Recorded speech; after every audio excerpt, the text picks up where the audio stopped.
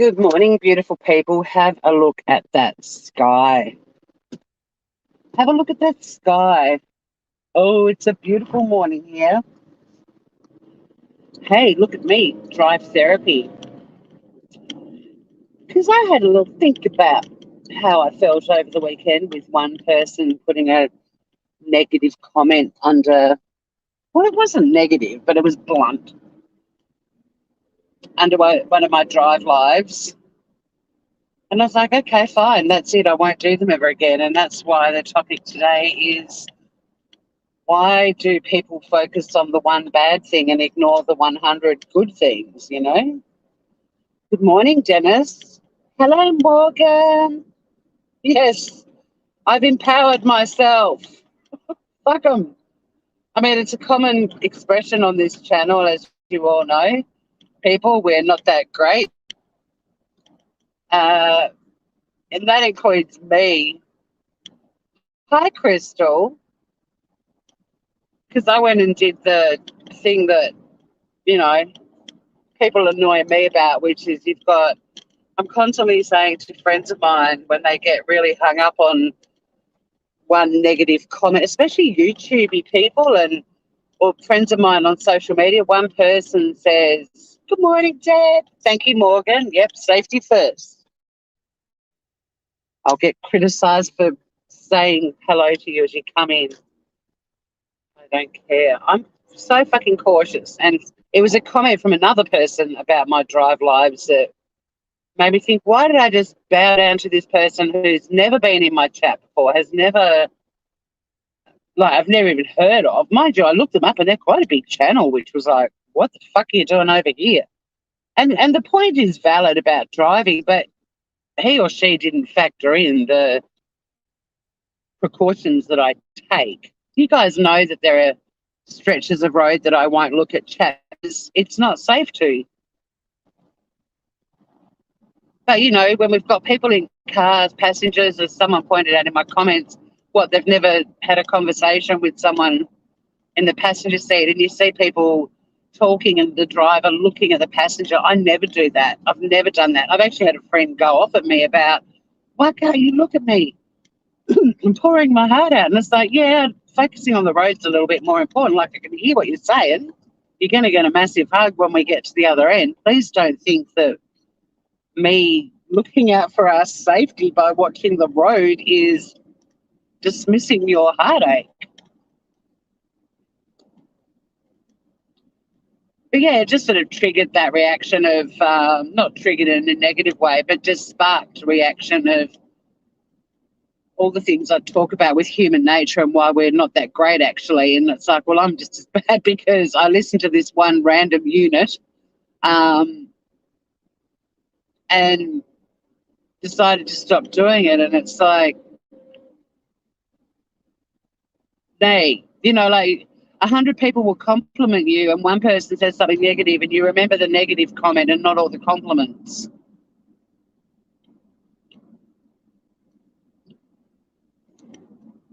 Hey, Ruth. And I can glance like I did just then and I saw Ruth's arrived. Didn't read any of the comments. Only doing 60 Ks an hour, although it probably looks like 200 Ks an hour to you guys. But people look at their clocks and they look at their odometers and they look at their music and another type of person that shits me is the person that's fucking around with the volume and changing channels and shit when they're driving and they're all over the road. I don't do that. Thankfully, I've got a steering wheel with a little button that lets me bounce around channels. But back in the day, before technology and steering wheel buttons, you'd see someone leaning over, cranking the big old metal dial on their radio.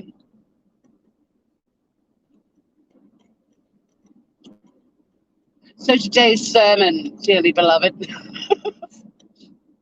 just look at the sky. Look at the sky. Oh, my God, it's gorgeous. But, yeah, today's lesson is when we find ourselves getting so hung up on a negative comment, when we're surrounded by supportive, positive, optimistic, hopeful comments, we really need to start grabbing all of them and wrapping ourselves up in them like they're a little blanket. And we're so caught up in all that love and joy and sweetness and goodness that we don't even notice the little turd that we nearly stepped in. You know what I mean? I'm not calling that. I think it's the hair. I went to the channel. I'm pretty sure I now can't even fucking remember.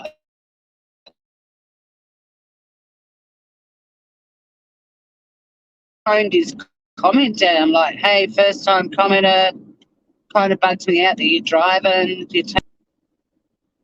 I mean, from the age of 17 when I got my driver's license, I've been adamant that I will not be a road accident statistic.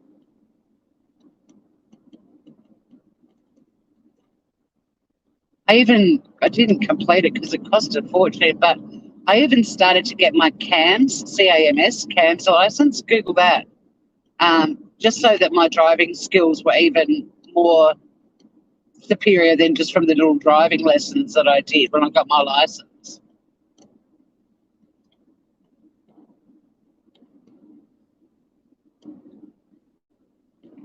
I don't look at chat when it's not safe. I've been yelled at by people in chat going, "You didn't respond to my comment." It's like, you didn't time your comment very well because I said I can't read chat right now, and then you've sent a message and it's a fucking paragraph in lowercase and I'm doing 110 Ks. I ain't going to be reading that. I struggle to read lowercase gigantic paragraphs when we're stuck in traffic, which we will be soon. That's why I thought I'd go live. G'day, Cody. G'day. No idea what Cody said because I didn't look long enough. But it's probably something like, "Hey there," or "Good morning," or "Nice sky." Like,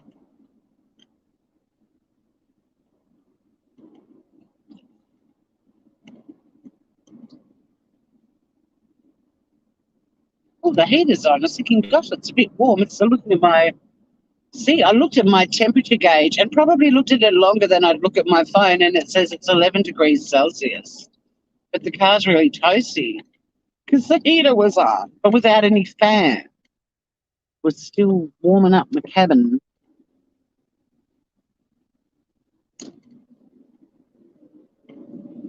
You do usually remind people about cats. You're awesome. But even, I've seen people, my regulars in chat, reminding people that, hey, she's kind of driving on a highway right now. So, do you know the other thing that's quite funny is the people that lose their shit about, "You didn't read my comment." If you go back and look at the chat, it's usually 9 times out of 10 a derailer. You know the sort. But there is actually lively conversation going on, and I'm rambling on about a particular topic. And then there's that person that just comes in and informs everyone about some trite aspect of their life. Now, don't get me wrong, you guys all check in with each other and, you all know if someone's been unwell to see if they're feeling a bit better or if someone's had a birthday. Like, there's always that kind of gorgeous community chat, but there's usually that person that just doesn't even come in and say hi to anyone, but just drops a bloody paragraph about some trivial shit going on in their world. And they're usually the people that go, "You didn't read my comment." I was like, I'm glad. I don't give a flying flip that your husband's got an ingrown toenail when I'm pontificating about the failings of human nature.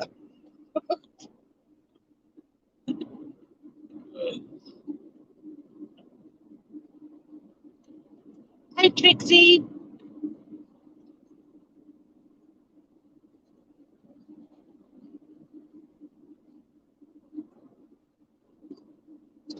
I mean, I did think about when I have a little, when my buddy sleeps over, about only going live in the morning if he's coming into town with me and he could read out chat and stuff, but I've kept him completely off YouTube. This is the first time I've mentioned him in a long time, but he doesn't always sleep over because I don't like sharing my bed, but also he has his own modes of transport. He doesn't require a lift anywhere, but fuck it. I'll only read chat. And we're going to be crawling in peak hour traffic shortly, bumper to bumper. The other thing is one day I might capture an accident and I'll be able to provide evidence of, see a heap of people driving around with dash cams.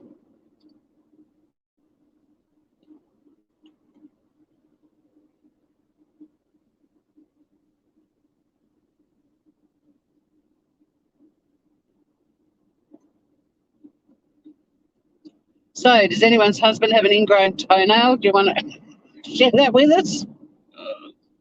You know what I mean, though, about the derailers.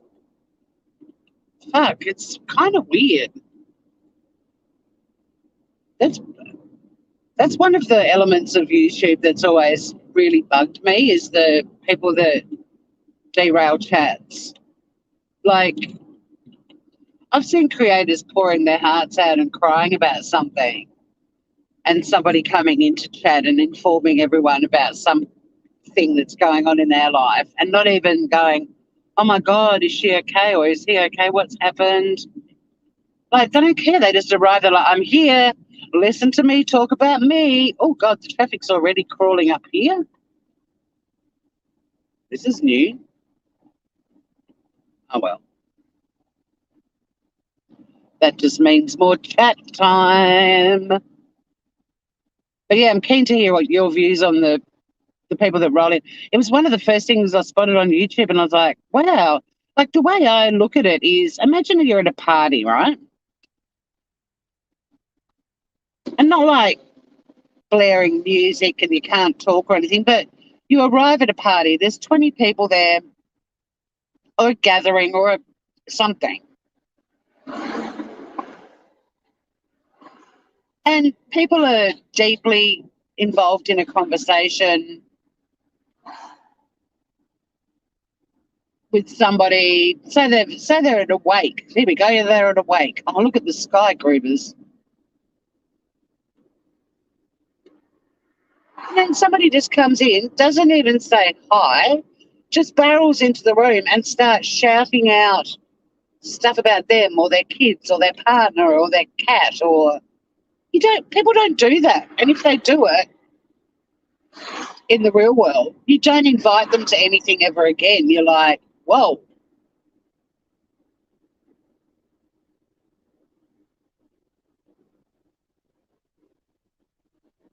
I wonder if you know where I'm coming from, or if you're all like, what is she talking about?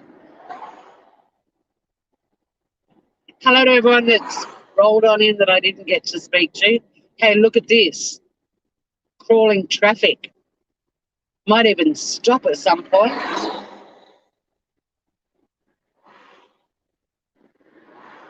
But yeah, the derailers annoy me.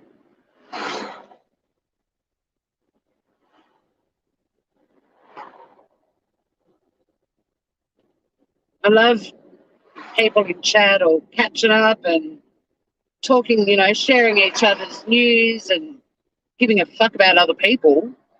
I'm all for that stuff. Thank you, Deb. Deb's my wingman. She's my true and trusted sidekick. It is a lovely day. Now I've got Bill Withers in my head again. Hey, Morgan, I played Bill Withers at the end of a live the other day. I didn't know if he was still there or not. I kept my promise to play Bill Withers' Lovely Day. And now that I've said it, I'm like, well, at the time I thought it was you that said you loved Bill as well.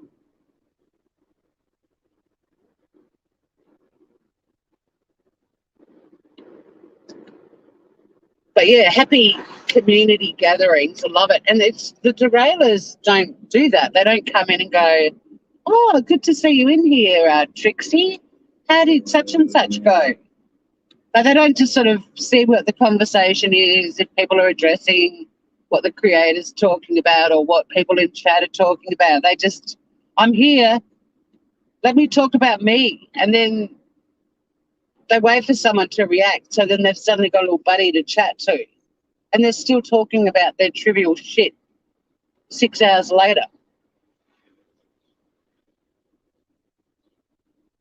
I thought it was you, Morgan. And yes, I played Lovely Day. It was at the end of, oh, I'm not sure if it was the crowd surge horrible story in Texas or if it was another update, or it might have been the triple shooting. Oh, heaps of information came out about the triple shooting yesterday too.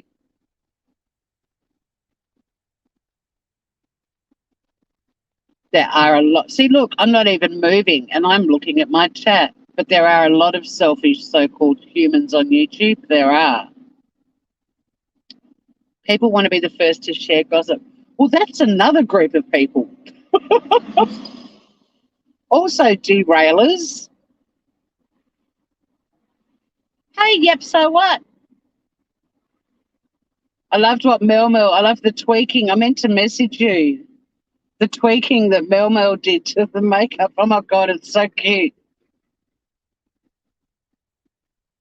And feel free to share what I'm talking about with everyone in chat. So, oh, hey, John, says Morgan. Hi, John. I hope my coffee's not too hot now. It's great, isn't it? She did an amazing job. Cutest kid. She's a hoot. I need a brush. It's freaking fantastic. I hope you can already kind of work out what kind of human being well, you can. I mean, she's already very self-aware, but you can see what sort of life she's going to have and how people are going to, adore her because she's gorgeous. She's smart. She's funny. And she's one of the adults. She's one of the grown-ups. Hey, the Art of Handmade Dolls and stuff. Hi, Jack. Oh, no. It's not Mel's daughter. It's Yep So What's granddaughter. Yeah, you can't go wrong giving her makeup. I meant to listen to it again, though, because I've always looked at her name and thought it was Illy, but I'm sure she says Eiley. Is that how it's pronounced? My errant YouTube son has arrived. Good morning, son. Can't even believe I'm saying that. But yeah, it's Yep So What's beautiful granddaughter. Oh, she's got an American accent. Why did you think she was Mel's daughter? I mean, I'm not having a go, but Oh, you mean granddaughter. She hasn't got a granddaughter. She's got another grandson on the way due in March. 3 grandboys. Crazy. Eiley. Okay, it's a great name. Because we've actually got a brand of coffee beans here, and they're beautiful. Spelled the same way, and it's pronounced Illy.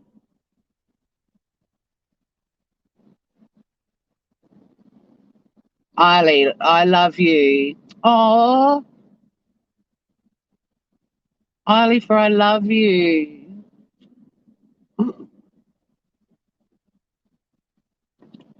I am driving to work. We're in the the crawl bit. I got affected, not majorly, but I do always have a bit of a should I, shouldn't I? But the reality is, I know how precautious I am. Precautious. I know the precautions I take. How cautious I am, for fuck's sake. You're the first people I've spoken to today, apart from Sunny. And Sunny and I speak to each other in Vietnamese, so it doesn't count. Jack, I wondered why she didn't have an accent. Yes, because she's, yep, so what's grand baby. But Mel Mel and Eiley have a connection because Eiley loves Lynette. And I think Lynette and Eiley are going to do a makeup tutorial together. It's quite funny too because she actually says, "Who's Mel Mel?" Like Mel Mel, she says Mel Mel the first time, and Mel Mel's like, "My heart." She said Mel Mel, and then the next thing she says is, "Who's Mel Mel?" Ouch! I love kids. The honesty of them, they're funny. Ruth likes precautions. Well, I do take precautions, but I'm cautious. I'm not precautious. Or maybe today I'll be precautious. I'm precocious sometimes.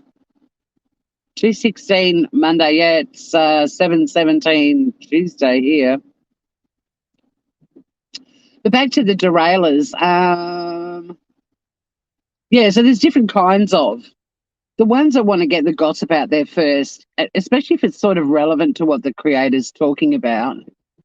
I'm like, yeah, there's your little gold star, good work. But it's the ones that just come barreling in. Don't say hi to anyone and fill you in on, I just ate a bowl of porridge. And I'm like, wow, aren't you interesting? Once again, and it's just the repeat offenders too. As soon as you see their name in chat, you're like, they're not going to be talking to anyone in chat or anything about what the creator's saying. They're going to be talking about their boring shit. Oh, Armchair Detective MI5. There's some pretty interesting stuff going around YouTube about you. Watch out, Jeffree Star. There's a new kid on the block. You are nothing but delightful when you're in my chat, but I've heard you're caught up in a bit of a scandal. Or it might be a clone account. I don't know, but speaking of gossip, I guess, but anyone who's nice here is welcome here as far as I'm concerned. But yeah, you're a bit of a, well, your name at least, whether it's you or a clone, I don't know, but you got a bit of attention. You've seen some? Is it you? Is that your work? It's like polar opposite to what you're like when you're here with us. Very interesting about Armchair Detective. Oh no, this isn't. I don't. What's happened with Armchair Detective? No, this is about our little. It was you. Interesting. You're very different when you're here with us.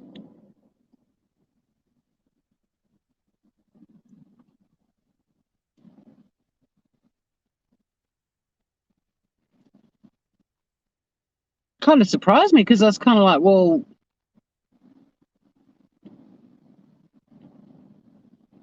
based on your name, I thought you'd be on the same side as the person that you were saying that stuff to.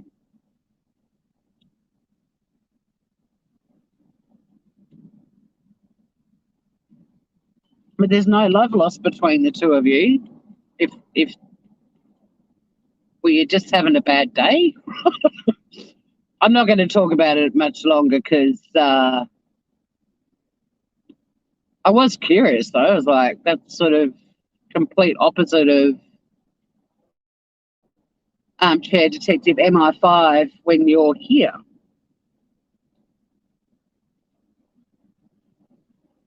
Sounds like he's moved. Hang on. New topics, not just what's Dorothy told us last night. Well, good. Move on. And that Australian Dave dude, like, unfortunately, because I did a video about Chris Watts gazillions of months ago and one a few years ago, any Chris Watts stuff comes up in my notifications, and it's almost like a comedy list for me. I'm like, oh, look at you, still crapping on about serving 19. Are you fucking kidding me?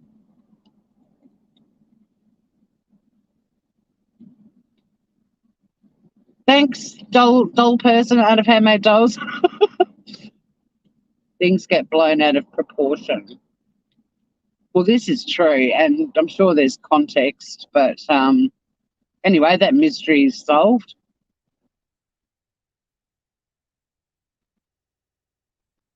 Um, so back to the topic.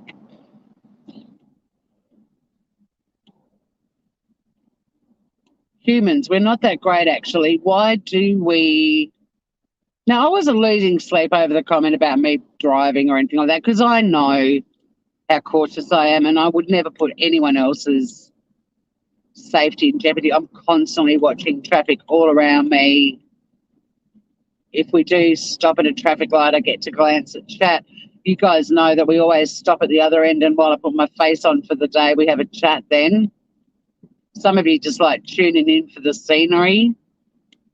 And I figure when I'm not able to talk, you are just enjoying the scenery or you're catching up with each other because that's what this platform does. I go live and you get a chance to all come in and hang out together. But yeah, the comment, it did make me think again, only because I've grappled with it myself. But then I was sort of like, why do I listen to that one negative comment when there's 100 other comments that are positive about, oh, we love seeing Tassie and we love the scenery and we like hanging out together when you're driving and we don't expect you to read everything. We know if we've got something important to say, we'll wait till you're like now, not moving or barely moving.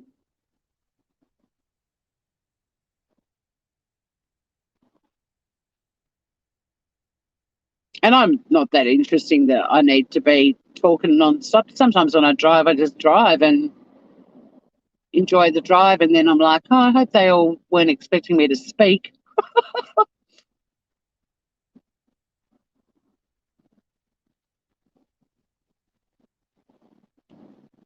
And a lot of you groovers know too, like if you do chat to me, you do it in caps. But if you're doing little chats to each other, you go back to lowercase. And then I know that if I get a chance to glance at chat, it's usually a little comment for somebody in chat. We well thought we had this all sussed. See, look at you all saying you love the drives, the scenery, and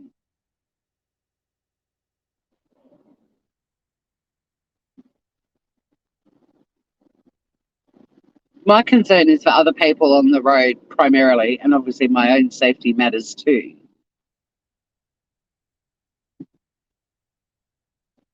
But I reckon driving around Tassie, if I drove around Tassie for an hour and didn't say a word, I reckon people would still watch.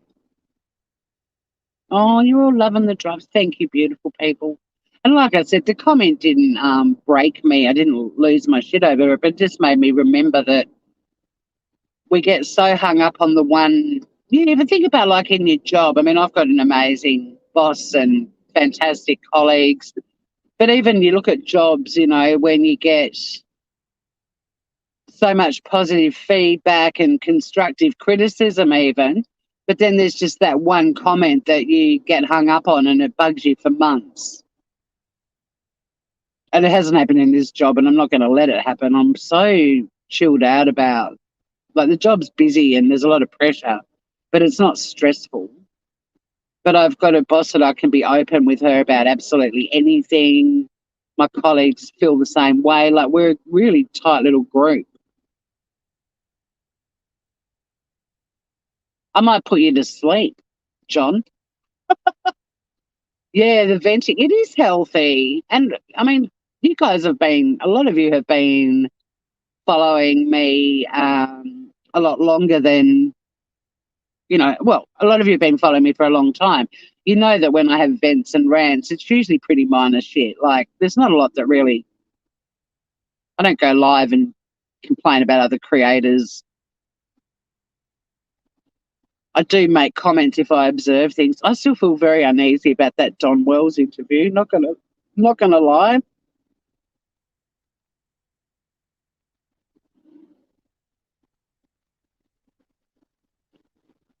The shark attack. I don't know. I haven't seen any update. I know they called off the search the other day, but all I know about that is it was a 57-year-old man, and witnesses saw not one but two sharks before he was attacked, and it was a great white and a tiger shark. So it was two sharks.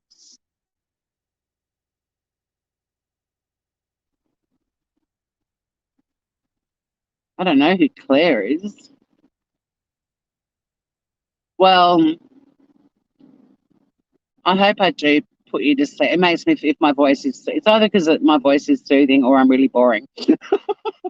But either way, sweet dreams.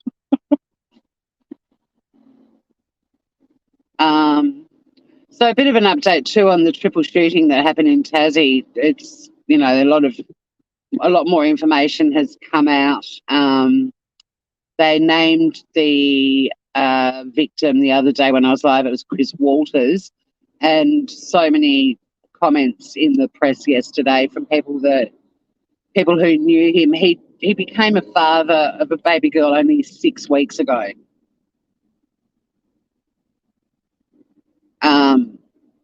Unbelievably tragic, and he was very loved. Big, lovable teddy bear is sort of how people were describing him. The shooter is a guy called Paul Carey, and I haven't seen a lot of favourable stuff being said about him, but, that's really not... Well, no, actually, sometimes perpetrators, people wouldn't have thought it was the nicest guy ever. Even this Cleo Smith thing, although he's been described by some people as an oddball, other people have said he was a really lovely neighbour and kept to himself, but was, good guy. And it was a bit of a... They're not calling it a love triangle because Chris Walters, one of the victims, was simply a friend of this girl who had been going through a bit of a difficult time after ending the relationship with the other guy. And the police believe it was a jealousy thing, and this guy, the shooter, had only posted a week before the shooting a photo of her saying, she was the love of his life. But I think the relationship had ended by then.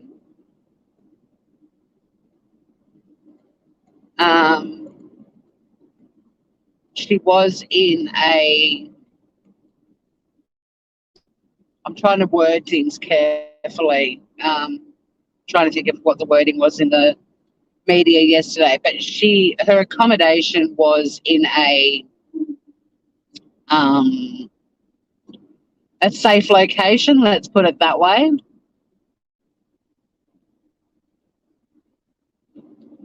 Allegedly safe location,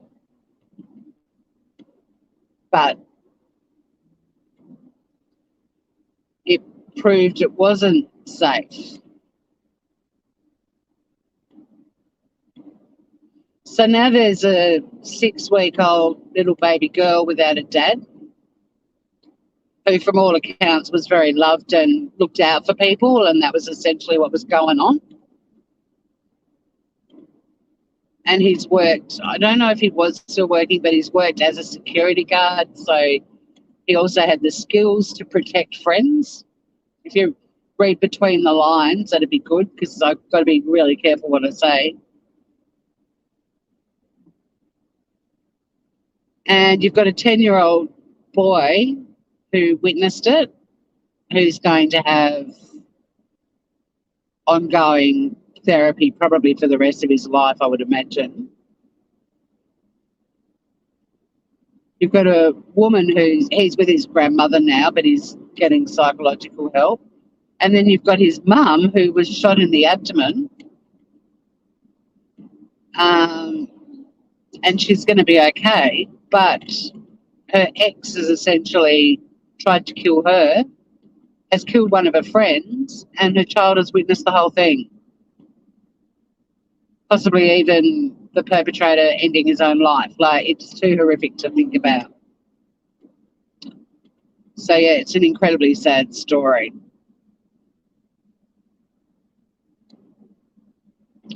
Safe house is a good word to use.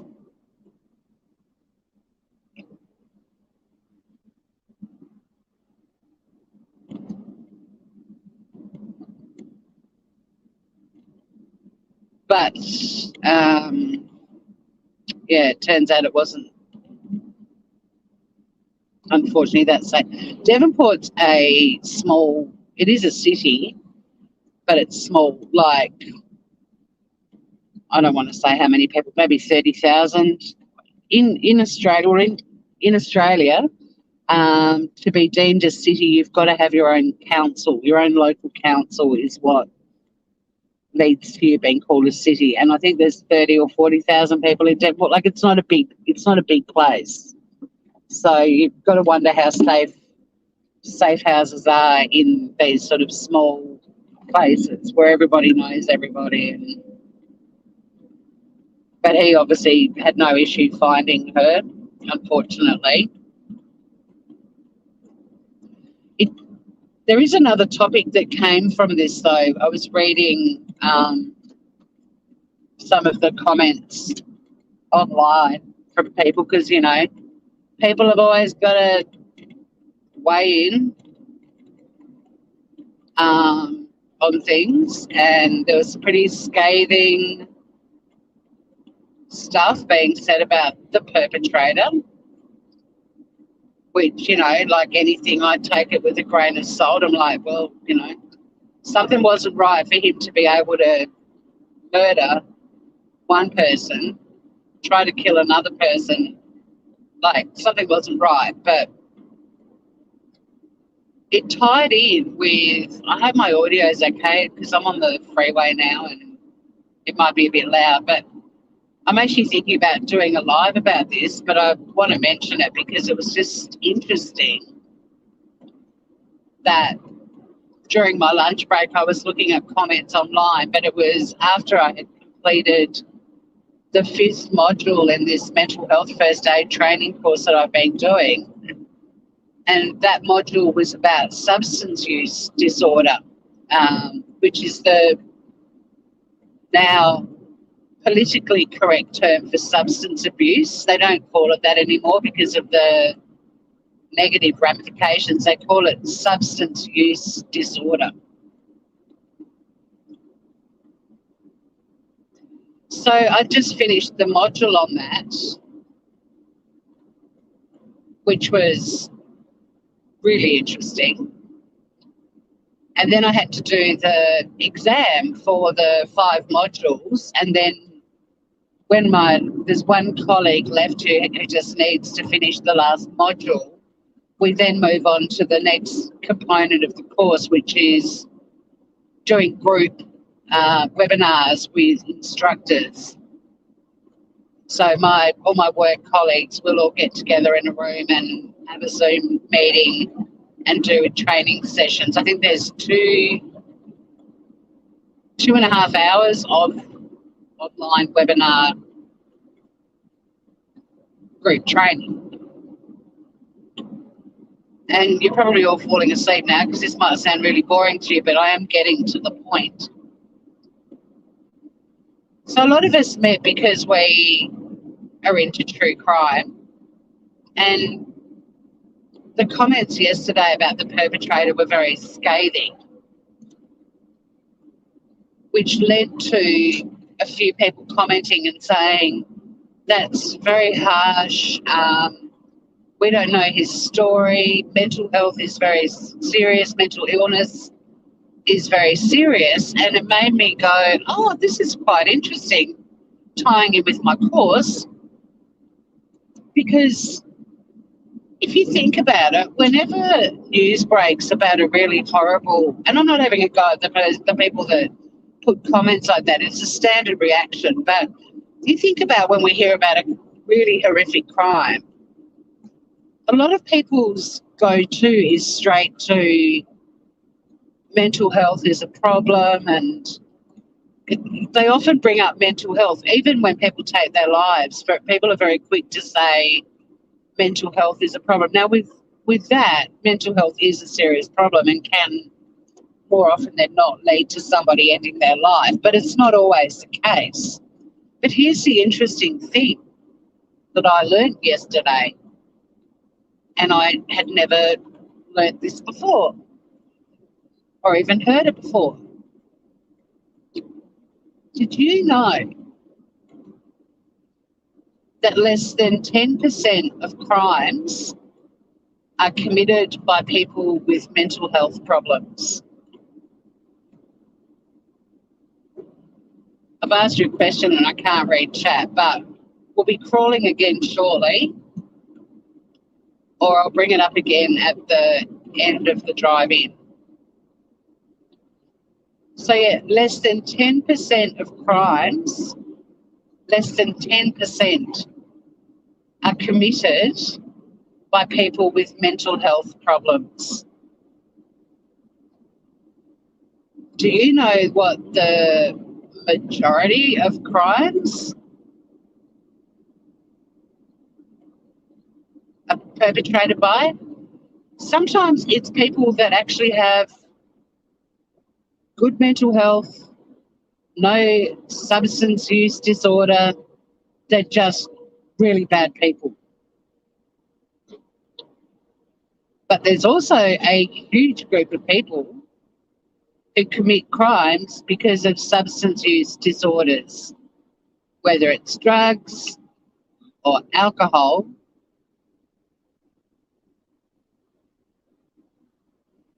Isn't that interesting? Like, we automatically go to that crime is so horrific, it must have been someone with a mental health problem. But no, less than 10% of crimes are committed by people with mental health issues.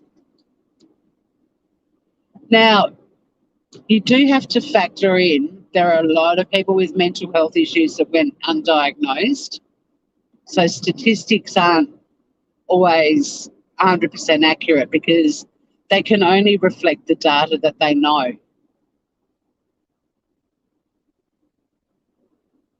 But even so, even if we go, okay, let's factor in the undiagnosed mental health, why not double the percentage? Fuck, even triple it if you want to. Let's say, okay, we don't have all the data on all these undiagnosed cases, so let's say 20% or 30% even. It's still less than the number of crimes that are perpetrated by people with substance use disorder, or they're just really bad people.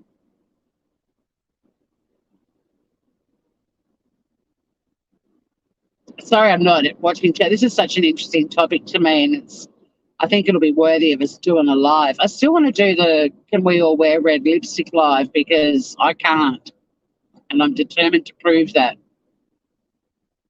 I haven't forgotten about the Red Lipstick live. I wonder if Eiley would be interested in participating. She can pull off red lipstick. Hey, Plumey. Laurie Vallow's using her mental health to get away with murder. Yep. Wouldn't surprise me. And that other fucking nasty piece of work, Letitia Stork, pleading not guilty. I look terrible in red lippy too, Ruth. All right, focusing on the road again. We're moving and there's a big truck in front of me. But yeah, I'd like to do a live about this, the ridiculously low statistic. I'd like to do some research because, I mean, it was a component of the course that we were studying. There were footnotes for me to go and follow. I didn't have the time to do it yesterday. It's not a compulsory part of the course that I'm doing, but I want to have a look at all the surveys and, peer-reviewed research to see this statistic. But one little footnote I did read was there is, in that less than 10%, quite a high proportion of um, perpetrators with mental health issues are diagnosed after they've been incarcerated. So, well, not a high percentage, but a proportion of them. But it's still less than 10%. So, whenever these horrific crimes occur, people go straight to the mental health issue, which is actually statistically incorrect. It's people with substance use disorders, drinking problems, drug addictions that are in the bigger group of perpetrators. And then there's the group that are undiagnosed and not diagnosed after they're incarcerated. And then there's just the people that are just wired differently that are just inherently bad. But yeah, less than 10% for mental health. I found that really fascinating.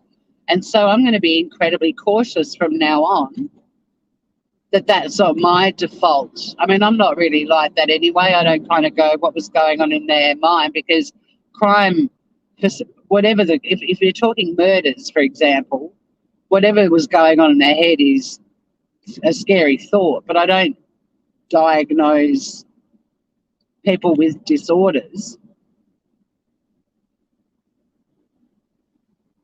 But I'll be very mindful to never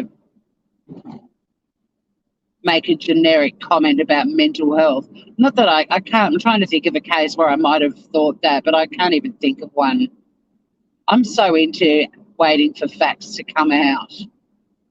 I don't know if it's because I'm a lawyer that's just how I think, or whether, well, I think it's my nature too, because as a kid, I annoyed my mum and dad so much by asking them questions. They bought a fucking set of encyclopedias and just said, there you go, read that. And I did, from cover to cover. The World Book Encyclopedia. And the day my mum put the first National Geographic on our sunroom table was one of the best days of my life. I'm such a nerd.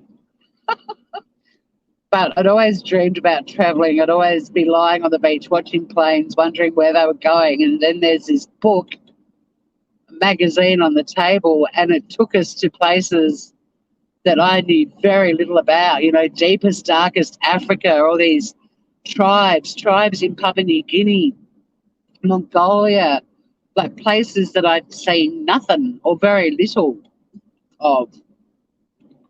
And National Geographic just opened up a whole world. And not only that, but it taught me about things like volcanoes and what sort of plants survive in the tundra and rainforests. And yeah, it was a big day. I started traveling to all kinds of places all over the world thanks to National Geographic in my mind. And the second I could get on a plane and travel myself was a fabulous day.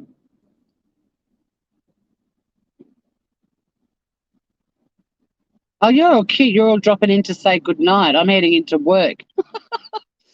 Morning here, 7:45 a.m. It's a pleasant 12 degrees Celsius in the city of Hobart. Traffic is moving slowly, but still moving a bit. Yes, have a nice day and be nice. Exactly, Plumey. Plumey, that's sage advice for everyone. But what do you guys think about that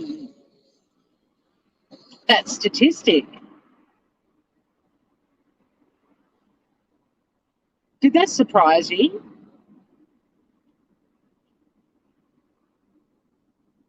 Because next time, think about all of the crime cases we've watched and how quickly perpetrators are called narcissists. I mean, Brian Laundrie was the most recent one for that. Chris Watts. So I'm not saying they're not, but there's a lot of people very quick to diagnose perpetrators, and mental health is often thrown around as well. Oh, he must have some sort of mental health issue to do that. Oh, she she's clearly got a mental health problem to do that. It's less than 10% of crimes are committed by people with mental health problems. People with mental health issues are more likely to end their life than commit a crime. But I thought it really interesting. And I was thinking, as a responsible, groovy, switched on group of people on YouTube, when you see people in chat saying that, you know, crimes have occurred because it was a mental health, someone had a mental health problem, set them straight, point it out, say to them, less than 10% of crimes are committed by people with mental health problems. Because I'm very big on talking about mental health and the stigmas attached to it. And that's got to be one of the worst stigmas, really, that the conclusion that people jump to when a horrific crime is committed, the first thing they think is that the perpetrator had a mental health problem. But it's a terrible stigma. And it's not helping. We've got to start pointing out to people that they're actually, you know, the go-to should not be it's a mental health issue. The go-to really statistically should be it's a substance use disorder at play. And I'll do research to find out how they came up with that statistic and look at the reports and the research and peer-reviewed reports. I won't just say that it's factual and not give you all a source to quote to any of the naysayers, because there will be backlash. People will be like, you're wrong. And you're like, well, I'm actually not. Have you read the Harvard report on mental health and crime or whatever it's called? It won't be that. But you know what I mean? Like, I'll actually give you the I'll give you a peer-reviewed source that you can actually cite. Do angry menopausal women have mental health issues? No, they have hormonal issues. Well, I mean, I'm sure there's millions of menopausal women on the planet that have mental health issues. Well, hopefully not millions, but being menopausal and angry isn't a mental health issue. That's a hormonal issue. Men who say to women when they're angry or fired up or passionate about something, have you got your period? They've got issues. Aren't those men twerps? That's a deal breaker. Well, that was a deal breaker for me. If I was with somebody who said that to me, I was like, oh, we're going to have a conversation now and you're going to be put back in your box, buddy. Look, I didn't really get bad PMT. I mean, I had a lot of emotional, not emotional, physical symptoms that caused me a lot of pain. And I think when people are in pain, they should take medicine. It took me a long time to work that out. I used to put up with so much pain, and then I was like, oh, there's a whole aisle of medicines I can take to fix this.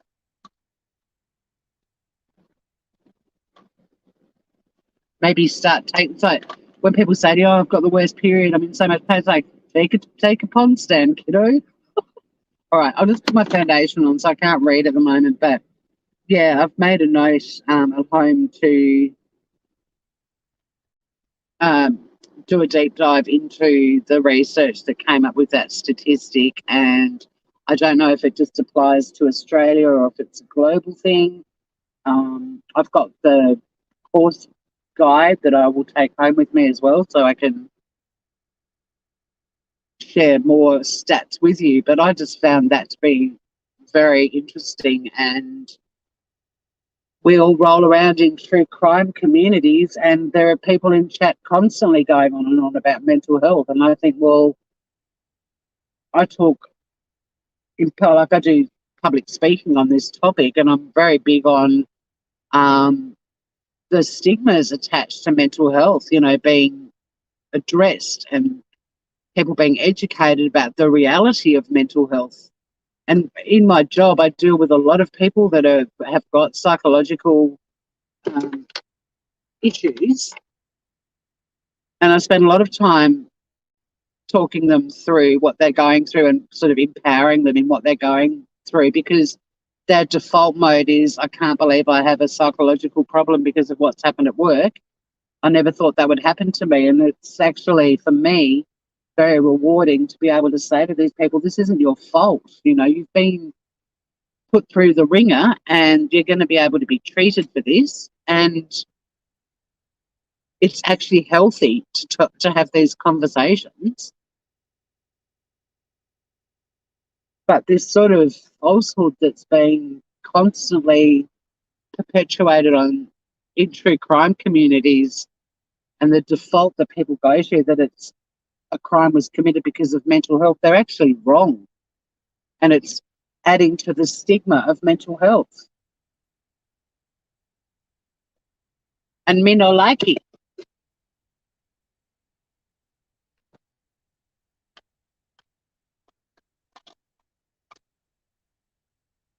And don't get me wrong, it's absolutely horrific that so many crimes are committed because of substance use disorders, which is from the course that I did, I'm assuming that's it's the new way to say substance abuse. I think they've changed the wording because of the negative connotations of the word abuse. So that's another thing that you've learned today too, guys. We don't say substance abuse anymore. We say substance use disorder, which I think is great too, because, that's been reworded because of a stigma.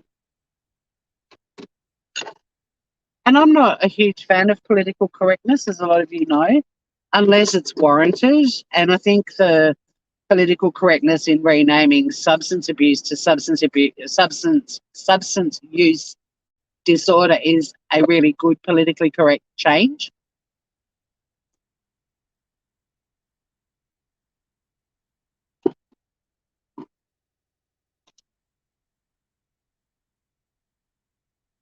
Yeah, SUD, because of I was taking notes and so on,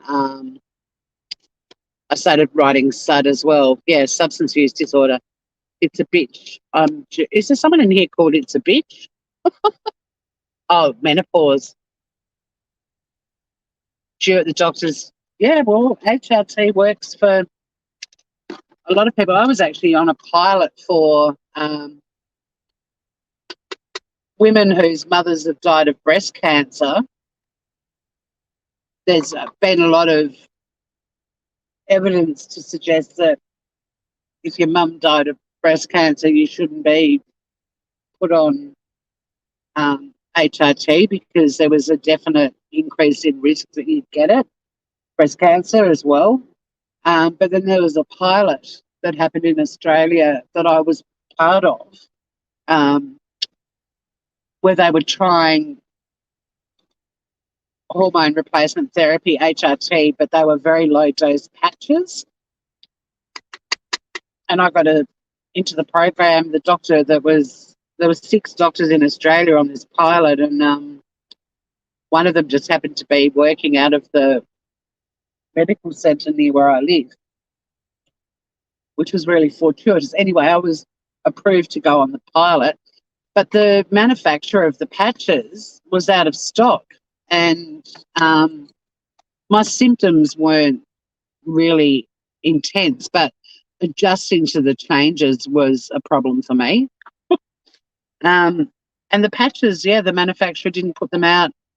I kept checking. I kept going to pharmacies. I was subscribed to. There's some rowdy people in the car park this morning. I was subscribed to the manufacturer's website to keep abreast, pun intended, of when they'd come out. And and then it got to a point where I was like, I don't think I need anything, and I didn't end up taking them or using them. They were low dose patches you had to wear on your inner thighs. But yeah, it got to the point where I was like, I'm actually managing this, so I never took anything.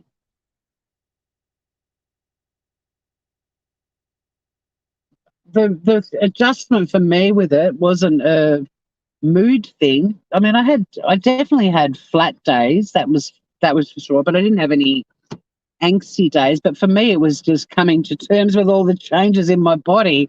And I could laugh about 95% of them, but then there were others I'm like, it was more like waking up each day to some new thing that I'd never had wrong with my body before. And I'd be like, are you kidding me? What the fuck? Like fire tongue. My tongue was on fire for 6 weeks. Even cold water burnt my tongue. I had plantar warts for like a week and a half in one foot or one, whatever. I don't know if it's warts or wart, but couldn't walk, couldn't wear heels, had to wear a flip flop. And I was like, really? What the fuck is this? And then one day I woke up and it had gone, like just weird shit like that. Yeah, see, Ruth's got a family history as well, and she's giving a bit more info about why it's not good for people with a family history of breast cancer. Sorry to hear that your sister has breast cancer or had breast cancer, Ruth.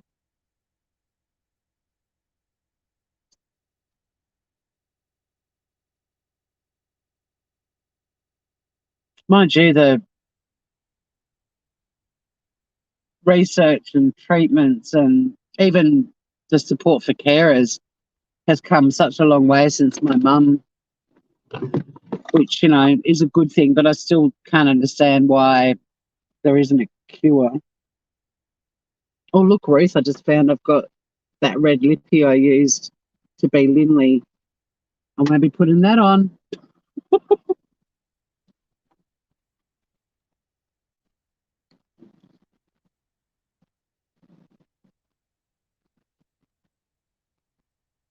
Crystal, I think lots is nurture. However, my cousin who murdered four oh my God, Jack, truly born evil,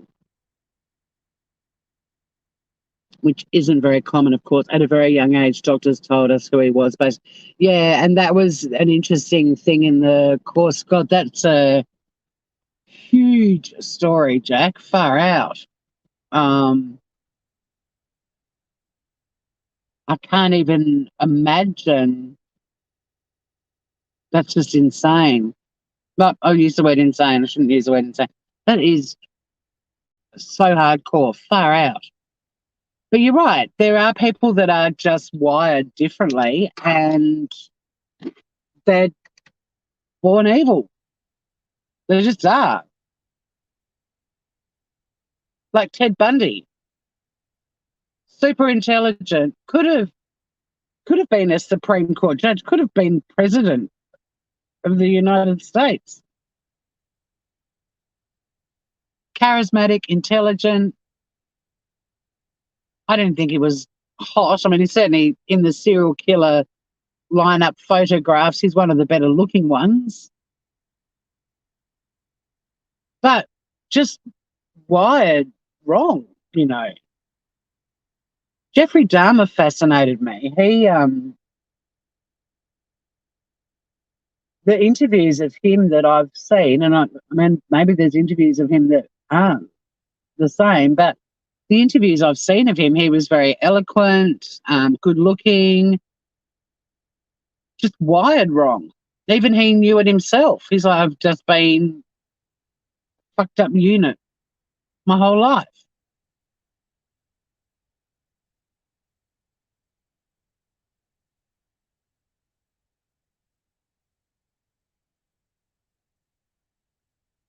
But yeah, there's the percentage of people that commit crimes that are literally just born wired differently and bad. Then you've got the people with substance use disorders who are a huge chunk of perpetrators. Interestingly, Mel and I were chatting the other day, and Mel said she still thinks that with Chris Watts, that it might be possible that that Thrive had something to do with his behaviour. And look, who knows? But that could fall into that sort of substance use disorder as well. But the fact that less than 10% of people who commit crimes have mental health problems, got to get that info out there. You might want to wait till I can give you the name of the research and the reports. Because I think it's worth it. Just if we're in true crime discussions and we see people throwing the mental health thing around, that we can go, well, according to the Harvard University study of crime motivators, less than 10% are perpetrated by. I think it's a good thing. I think it's really important we break these stigmas down.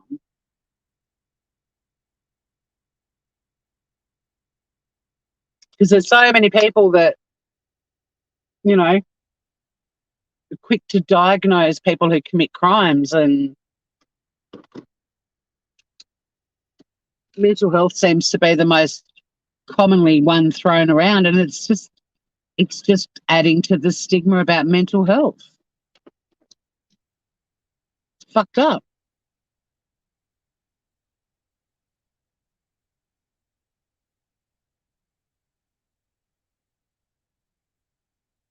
He's on an Oxygen Network episode, A Lie to Die For, Eric Hansen. I will check it out, Jack. That is fascinating. I also think with some crimes, the person has grown up, never told no, given everything, never held accountable for their actions as a child. So they believe, I think we're going to see a whole new heap of crimes. I mean, that's sort of the Brian Laundrie vibe I got. The participation ribbon generation that were never told no, and you can be anything you want to be, and not being held accountable for their actions. And that was sort of one of my feelings about Brian Laundrie, was that there was a comment that his sister made as well. Like, he was very much the golden boy. And, look at how that case ended. I mean, look what he did. He avoided being held accountable, just checked out. Unless you're one of those twits who thinks that he's still alive and living his best life, lying on a deck chair in the sun in Barbados as the partial skull, sipping on his martinis and pina coladas. Nobody lives their best life when they're a partial skull, just saying.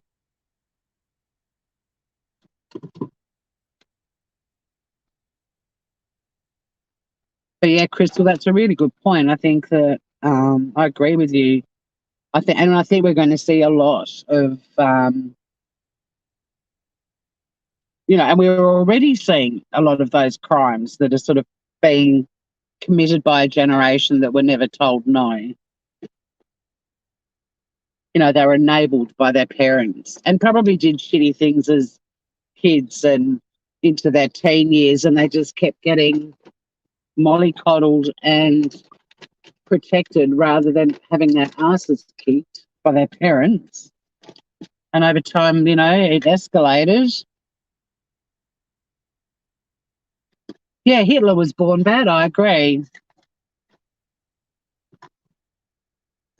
But again, you look at Hitler and listen to some of his speeches, and the charisma of the man, and he could have been an incredible world leader. He was just on that knife edge, like Ted Bundy, and I think Jeffrey Dahmer, and there's probably a shitload of other people we could talk about too, where they could have gone on to do something incredibly amazing and productive in their lives. But they're on a knife edge, and they went the way of evil. The bad in them was louder than the good. But they had the personality and the charisma to have done something incredible.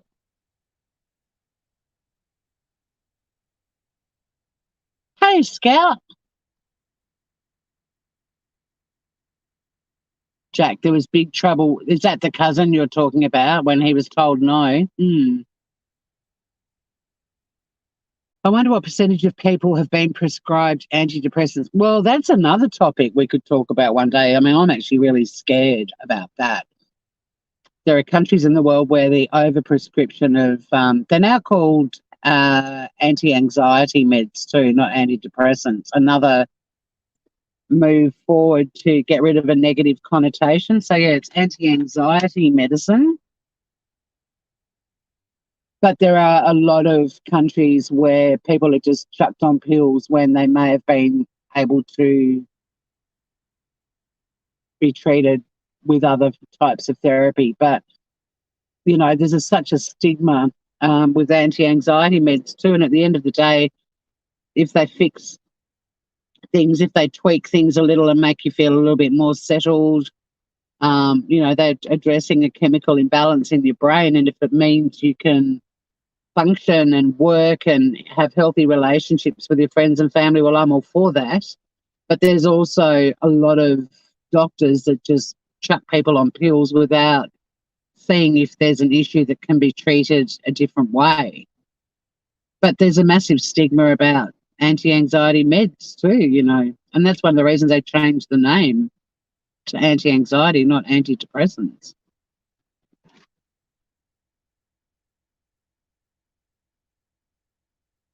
So fascinated by your family story, Jack. That's just, it's just something I can't even imagine what it would be like.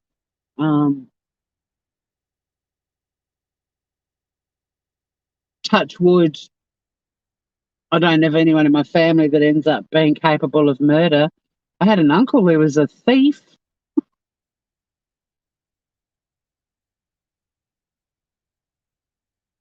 He's no longer with us, but I can't imagine. But even him, like my uncle, who stole even from his own son, um, he was a bad egg even when he was a little kid. He got expelled from schools. Like there was just something about his behaviour that was off kilter.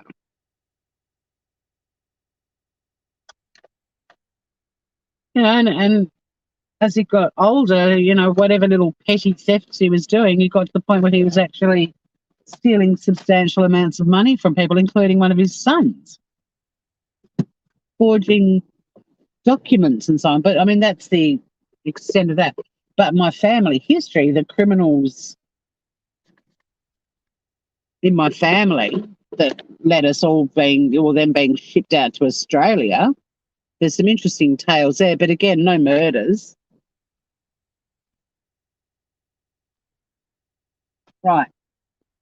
I'm going to head into the office and have a fabulous day now that I have a face on. Um, really keen to look into that family story, Jack. That's fascinating. And yeah, like I said, I will do some research and get you some peer-reviewed reports so we can start to work on this terrible stigma with mental health that whenever a crime is committed, people's go-to is that it was, you know, the person obviously had a mental health problem, because it's just not the case. And also, speaking of go-tos, we're going to stop the go-to of one negative comment being the thing we focus on rather than the 100 nice things that people have said. Look at me and my morning profundity, but I enjoyed the drive and I would continue to do it despite the naysayers. And I don't mind the person making that comment. I think if they had been politer, or had been more polite is the correct way to say that. If they'd been more polite and had actually had a conversation with me about it rather than just assuming I'm a negligent fuckface,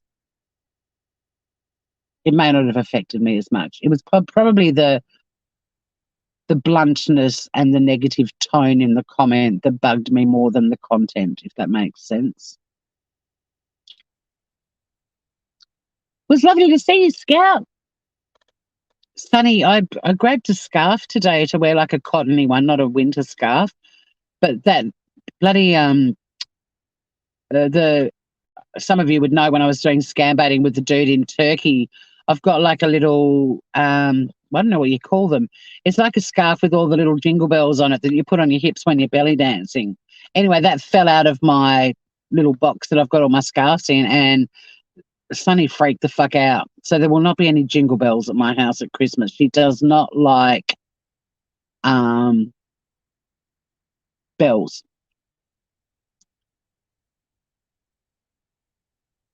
So today, if you hear or see something nice, focus on that. Ignore all the negative, whiny fluff around you, and spread the word that less than 10% of crimes are committed by people with mental health issues. Hey, Michelle P. And yeah, I'm back to Drive Lives and Armchair Detective MI5. Behave yourself. You don't want to be in the spotlight on YouTube. I mean, the few times I've been in the spotlight, I was like, is it worth even trying to discuss this or clear my name or not? You have to choose your battles. I boldly went down a discussion road the other day, and the reaction was that I was being dramatic and there to create drama and promote my channel. I was like, no, I just want to have a conversation. So yeah, choose your battles, groovers. Good to have you all here, and I will read back through chat, Jack, especially your comments. Really keen to learn more about your cousin. Far out, Brussels sprout. Take care, everyone. Be good out there. Say something nice to someone, and when you say something today, and when you say it, say to them, remember this nice comment over all the other things that happened to you today. This is the one thing you've got to remember. You'll shut your mouth. Behave. All right, groovers. Take care, and see you all again very, very soon.